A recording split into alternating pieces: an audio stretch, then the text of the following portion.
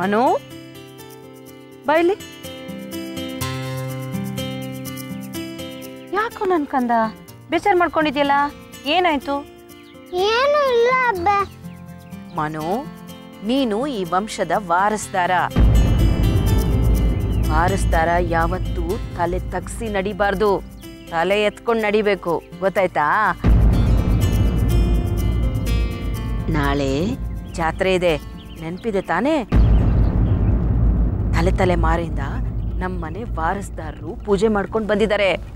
ಈಗ ಈ ಮನೇಲಿ ನೀನೇ ವಾರಸ್ದಾರ ಅಲ್ವಾ, ಅದಕ್ಕೆ ಪೂಜೆಗೆ ಸಿದ್ಧವಾಗಿರ್ಬೇಕು. ಪೂಜೆನಲ್ಲಿ ಯಾವ ತಪ್ಪು ನಡಿಬಾರ್ದು, ಗೊತ್ತಾಯ್ತಾ?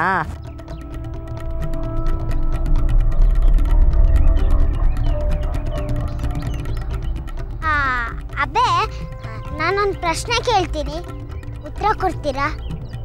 ಅದೇನು ಕೇಳು, ನಿನಗಿಲ್ಲ ಅಂತೀನಾ? ಅಬ್ಬೆ, ನಾನು ಹುಡುಗ ಆಗೋ ಬದಲು ಹುಡುಗಿ ಆಗಿದ್ರೆ ಏನು ಮಾಡ್ತಿದ್ರಿ? ರೀ, ಮನು ವಾರಸ್ದಾರ ಆದಮೇಲೆ ಇದು ಮೊದಲನೇ ಉತ್ಸವ.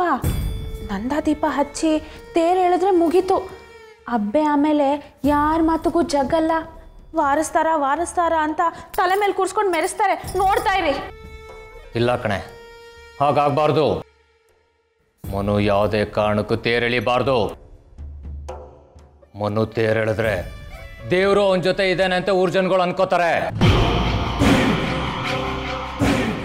ಯಾವುದೇ ಕಾರಣಕ್ಕೂ ಇದೆಲ್ಲ ನಡಿಬಾರ್ದು. ರೀ, ನೀವು ಸುಮ್ಮನೆ ಇಲ್ಲಿ ಕೂತ್ಕೊಂಡು ಅದು ಹಾಗಾಗಬಾರ್ದು ಹೀಗಾಗಬಾರ್ದು ಅಂದರೆ ಆಗ್ಬಿಡುತ್ತಾ? ಮುಂದೆ ಏನು ಮಾಡಬೇಕು ಅಂತ ಯೋಚನೆ ಮಾಡಿದ್ದೀರಾ? ಮನುನ ಬಚ್ಚಿಟ್ಬಿಡಲ್ವಾ? ಮನುನ ಬಚ್ಚಿಟ್ಬಿಟ್ರೆ ಗೊತ್ತಾಗಲ್ವೇನೆ? ಅದು ಅಲ್ಲದೆ ಊರವರೆಲ್ಲ ಮನುಗೋಸ್ಕರ ಕಾಯ್ತಾ ಇರ್ತಾರೆ. ಇಲ್ಲ ಕಣ, ಮನು ದೇವಸ್ಥಾನಕ್ಕೆ ಬರಲೇಬೇಕು. ಅವನು ಜನರ ಮುಂದೆ ಸೋಲ್ಬೇಕು. ಹಾಗಾದ್ರೆ ಮಾತ್ರ ನಾವು ಗೆಲ್ಲೋಕ್ಕಾಗೋದು.